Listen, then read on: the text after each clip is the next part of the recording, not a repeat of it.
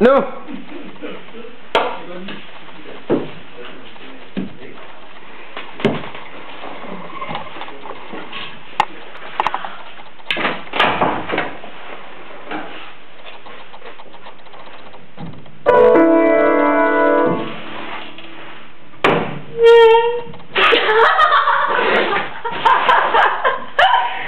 Bare fortsæt, jeg klipper det ud. Ej. 1, 2, 3, nu. Nytårsaften er den aften, vi ser tilbage på året, der gik. Samtidig med, vi ser ud i fremtiden. Det første halve år er nu gået på årsdag efter skole. Jeg kan ikke se et skid til de her briller, mand. Så kom ned. Sådan her. Vi filmer altså stadigvæk. Okay. Okay, nej. Så ned den her. Der kommer fraklip, mand. Jeg ved ikke, hvordan man klipper. Der kommer fraklip. Vi kan også bare starte den forfra, skal jeg det? Nej, der kommer fraklip. Nu har vi mange fraklip. Indtil videre har vi kørt 1 minut. Go. Så start forfra. Nej, bare start forfra herfra. Ej, jeg skal skide. Start. Gå væk. Nej, bare lad ham være. Har du sat i gang?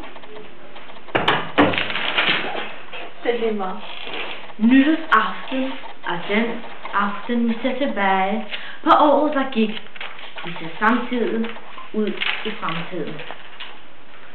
Det første halve år er nu gået på OE, og det har bragt alt, hvad der er at bringe til et efterskoleophold.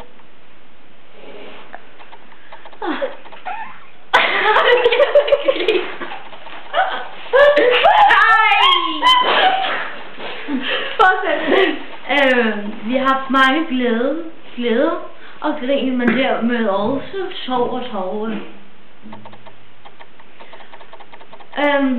Men derimod også sorg, så jeg har ikke sagt det. Altså, indtil videre, man kan kun optage 7 minutter, de arbejder ikke også. Vi har mistet kammerater og fået nye. Vi har det helt store oplevelser, men også bare hverdagen. Hvad?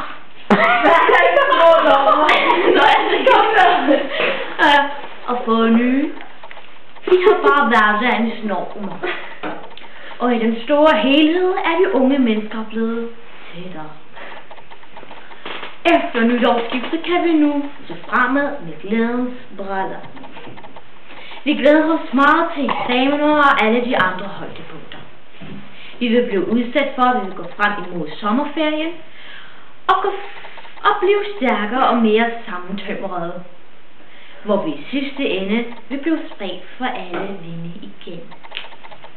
Til sidst vil vi gerne komme med hilsner til bekendte. Vi lykkeønsker alle det hjemmesendte. Elever og dem, der selv valgte at holde op. Til sidst hilser vi Tom og Signe. Forstanderparret, der gør det muligt for denne helt ekstreme oplevelse at gå på efterskole som dette.